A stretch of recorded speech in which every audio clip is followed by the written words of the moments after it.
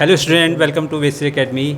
आज हमारे साथ उत्तराखंड ऑडिटर के फाउंडर मिस्टर विनय जोशी सर बैठे हुए हैं। सर, आपका स्वागत है। Thank you so much. तो विनय जोशी सर आज आपको अपने जो उत्तराखंड ऑडिटर है उसके एम्स और उसके बारे में कुछ आपको जानकारी देंगे। Sir. Okay, thank you so much for inviting me to this platform. Actually Vidushi से के साथ तो मैं काफ़ी टाइम से जुड़ा हुआ हूँ, आप लोग सब जानते ही हैं, and it's been a pleasure working with all of you. Uttarakhand auditors की अगर मैं बात करूँ, इस ऑर्गेनाइजेशन को मैंने फाउंड किया with the objective of making the students and professionals of Uttarakhand effective and powerful communicators who have the ability to empathise. तो मेरा कहीं ना कहीं ये मानना है कि इतने सालों में मैंने जो भी किया, I have been working with different companies के साथ काम किया, तो वहाँ पे मैंने एक चीज़ देखी कि बाकी चीज़ 19-20 चल जाता है, but you have communication skills, because आपको कम्युनिकेट करना ही है, चाहे अपने सीनियर्स से हो, चाहे अपने जूनियर्स से हो, चाहे अपने कोलीग्स से हो। Communication is at the essence of everything. तो अगर आपके पास कम्युनिकेशन स्किल्स हैं तो आपका काम बहुत आसान हो जाता है। एंड स्पेशली अगर हम बात करें स्टूडेंट्स के लिए, खासकर वो लोग जो इंटरव्यूज़ की तैयारी कर रहे हैं, काफ़ी मेहनत करते हैं, 3-3 साल पढ़ते हैं, and then they have to face that 10-minute interview जो उनकी डेस्टिनी डिफाइन कर देता है। सो आई थिंक उस 10 मिनट की प्रिपरेशन के लिए हम लोग कोशिश करते हैं कि उनको जो भी हमारे 15 साल का एक्सपीरियंस है वो निचोड़ के दे सकें, ताकि उस 10 मिनट्स में वो अपना बेस्ट परफॉर्म कर सकें और अपनी ड्रीम जॉब को हासिल कर सकें। So Uttarakhand auditors is all about your auditory skills and how to express yourself effectively and powerfully, कि आप दूसरे को अपनी बातें कैसे समझा पाएँ, बता पाएँ कि आपके अंदर क्या एबिलिटीज़ हैं, क्या टैलेंट्स हैं, क्या स्किल्स हैं। बिकॉज आई बिलीव कई बार क्या होता है, नॉलेज हमें बहुत होती है बट हम एक्सप्रेस नहीं कर पाते कि मैं क्या जानता हूँ। सो आई थिंक कम्युनिकेशन एक ऐसा स्किल है जो आपको हमेशा काम आएगा। आप किसी भी फील्ड में हो, ये स्किल आपको हमेशा सक्सेस की ओर ले जाता है। So with this thought I founded this organisation called Uttarakhand auditors.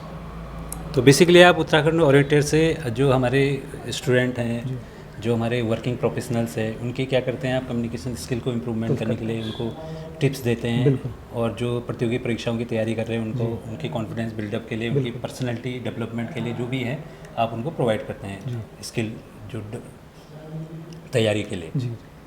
ठीक है। तो सर, अभी प्रेजेंटली आपके जो हैं अभी क्या क्या प्लान्स हैं, अभी किस में आप डील कर रहे हैं राइट नाउ? वैसे भी कहूँ तो उत्तराखंड स्टूडेंट्स ये जो है स्टिल इट्स अ बेबी, अभी अपने नेसेंट स्टेजेस में जस्ट स्टार्ट ही हुआ है।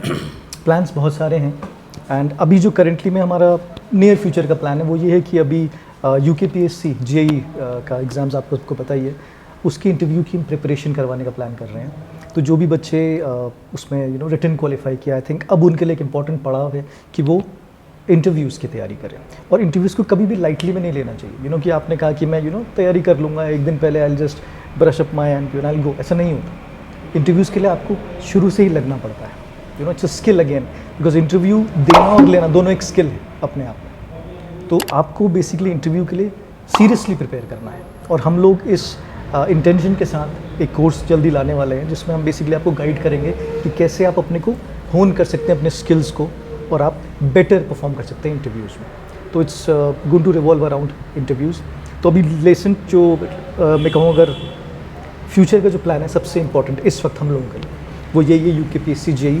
But I would also say कि हम सिर्फ UKPSC JEE की तैयारी नहीं करवाते, बेसिक्स जो हैं, फंडामेंटल्स जो हैं इंटरव्यूज़ के, वो हर जगह अप्लाई करते हैं।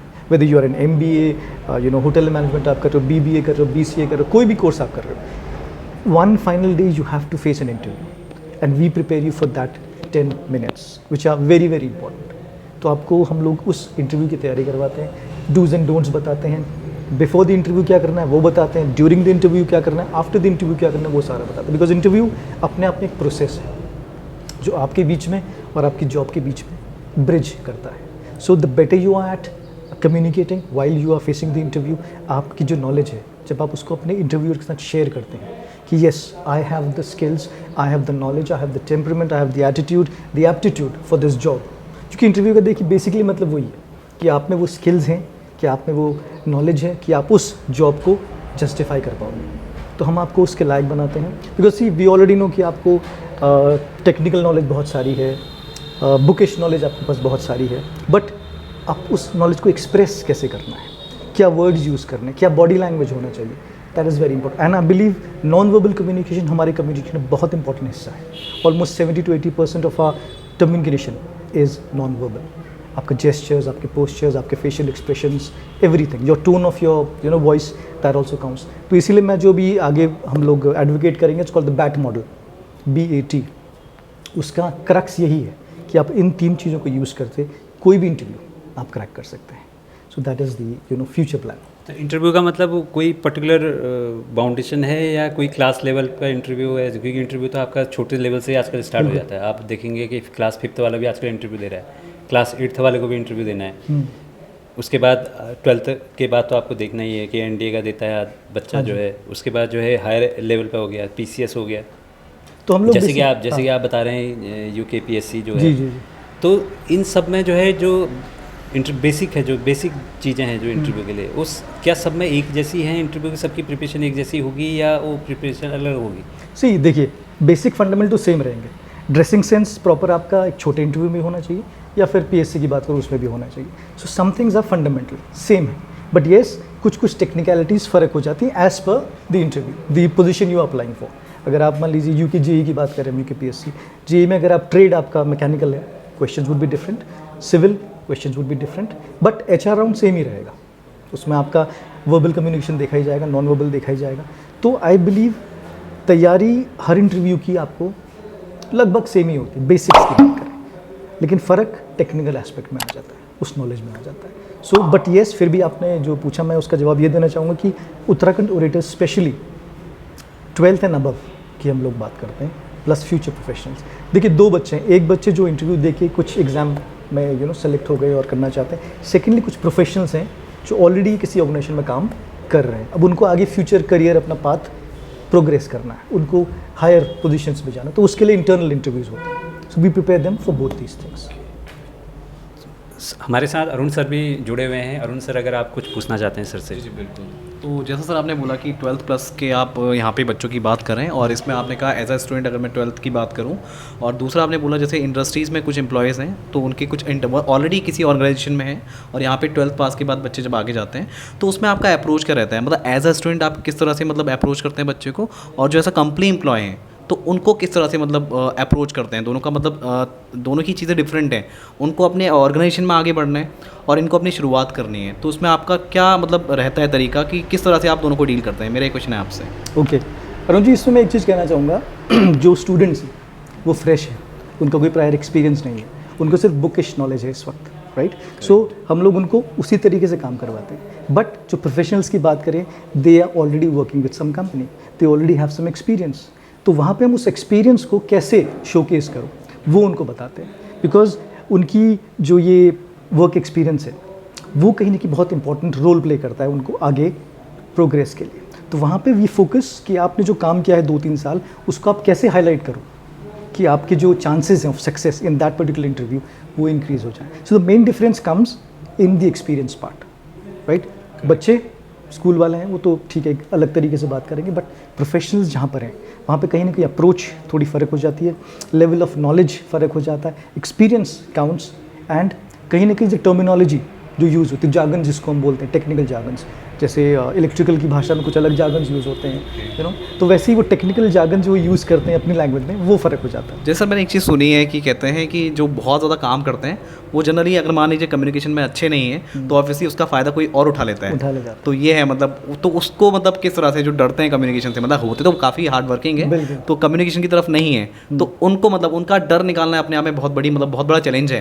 क्योंकि मैंने कई जो कंपनीज़ का एक एक्सपीरियंस भी लिया हुआ है, मेरे को एक आइडिया है, तो मेहनत बहुत ज़्यादा कर रहे हैं लेकिन वो आगे फ्रंट पे नहीं आते कि वही कम्युनिकेशन स्किल उनका अच्छा नहीं है, और जो काम कम करते हैं लेकिन वहाँ उनका कम्युनिकेशन स्किल अच्छा है तो आगे चले जाते हैं. तो अगर ऐसे लोगों के साथ आपको डील कर रहा हो तो उनका एक डर निकालना, और जैसे अभी एज अ स्टूडेंट आप डील कर रहे हैं तो ठीक है वो स्टार्टिंग एज है, फर्स्ट एज है, तो उनके साथ फिर भी थोड़ा सा आप मतलब उनको ट्रेन किया जा सकता है, लेकिन जो ऑलरेडी जो प्रोफेशन में है और वो थोड़ा उनका एज भी ज़्यादा है तो उनको उस तरह से कैसे डील कर मतलब डील करना मेरे हिसाब से काफ़ी चैलेंजिंग है. तो उसके लिए आप क्या करते हैं? बिल्कुल बहुत चैलेंजिंग है, बिकॉज एक्चुअली यू नो मेरा ये मानना है कि जैसे हम बड़े होते जाते हैं जी, कहीं ना कहीं हमारी लर्निंग एबिलिटीज़ वैसे बढ़ जाती है, बट कहीं ना कहीं सीखने की क्षमता कम हो जाती है. नॉट इन द सेंस कि हम वैसे नहीं सीख पा रहे, बट वो डर, सबसे बड़ा रोग क्या कहेंगे लोग, वो हमको लग जाता है. राइट। हमें लगता है कि अब एक लेवल हम पार कर चुके हैं यार, अब मुझे कुछ सीखना है, बट कैसे सीखूं? कहीं ना कहीं वो झेप, वो डर रहती है। Correct. So I believe first of all we need to look into ourselves, introspect ourselves कि यार मुझे किसी और को नहीं देखना है। I have to do my स्वॉट एनालिसिस, मेरी स्ट्रेंथ्स क्या है, मेरी वीकनेसेस क्या है, मुझे उस पर वर्क करना है। एंड अरुण जी, इसमें एक बड़ा अच्छा कॉन्सेप्ट है विच आई बिलीव कि लोग कहते हैं अपनी वीकनेसेस पे वर्क करो। करेक्ट। मैं उल्टा कहता हूँ, मैं बोलता हूँ अपनी स्ट्रेंथ्स पे काम करो। Okay, because when you are good at something, उस पर और ज़्यादा काम करो ना, तो उसमें तो आप और अच्छे जल्दी हो जाओगे। नहीं, ये डेफिनेशन दोनों के लिए सेम है। एज अ 12th स्टूडेंट मैं बोलूँ या 12th पास स्टूडेंट, और एज अ जो ऑलरेडी किसी ऑर्गेनाइजेशन में है, तो दोनों के लिए सेम है कि मतलब उनको स्टार्टिंग से सभी को अपनी स्ट्रेंथ पे ही काम करना है। दोनों के लिए आपको कहना चाहिए। बिल्कुल। देखिए, इसमें जो कॉन्सेप्ट एक आता है वो इकिगाई का आता है। ओके, मैं भी अभी कुछ टाइम पहले इंट्रोड्यूस हुआ था इस कॉन्सेप्ट से, which is I think very very profound and deep. और अगर हम लोग सब उसको फॉलो करें तो कहीं ना कहीं the results will be totally dramatic and different. तो मेरे ख्याल से स्वॉट एनालिसिस तो हर एक बच्चे को करना ही चाहिए, अपना खुद का, बिकॉज आपसे बेहतर आपको कोई नहीं जानता। आप दूसरे को बेवकूफ़ बना सकते हो, एम्प्लॉयर को बेवकूफ़ बना सकते हो, but in the inside you know what you are capable of. तो अगर आप खुद को धोखा देते रहोगे तो वो गड़बड़ है ना। आप उसमें खुद सेटिस्फाइड रहोगे ना, आप वो काम कर पाओगे अच्छे से जो आपका एम्प्लॉयर एक्सपेक्ट कर रहा है। But if you do something which you really enjoy, which you are passionate about, which you really want to do, और वो कैसे होगा? स्वॉट एनालिसिस। बिकॉज आप पता है कि मुझे इसमें मेरा इंटरेस्ट है, बट जनरली वही होता है, आपको पता है सिस्टम हमारा कुछ ऐसा है कि पापा इंजीनियर, बेटा इंजीनियर बन जा, whether he wants to become a doctor, XYZ. So कहीं ना कहीं भेड़ चाल स्टिल है, although we have become so much educated, modernization है, सब कुछ है, but still कहीं ना कहीं वो रूढ़िवादी सोच अभी भी है।